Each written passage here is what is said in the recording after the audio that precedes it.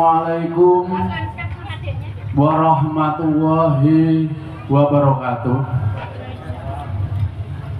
Alhamdulillahirabbil alamin wassalatu wassalamu ala asyrofil anbiya wa mursalin sayyidina wa maulana Muhammadin wa ala alihi wa sahbihi ajma'in. Amma ba'd.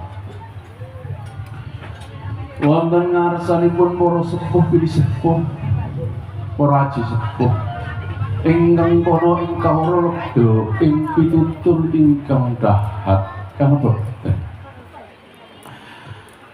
langkung-langkung dumateng panjenenganipun Bapak Haji Sutrisno sakalawangsa ingkang kawula mulyani.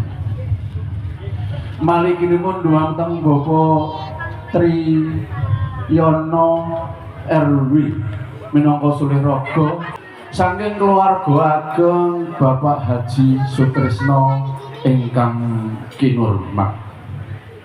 Sagung para tamu kakung putri ingkang bagya mulya.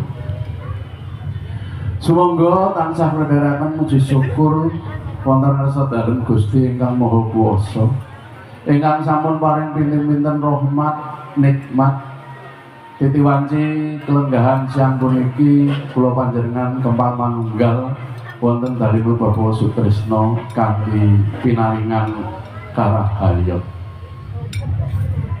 Shalawat ugi salam kunjuk wonten ngarsanipun Nabi Muhammad sallallahu alaihi wasallam.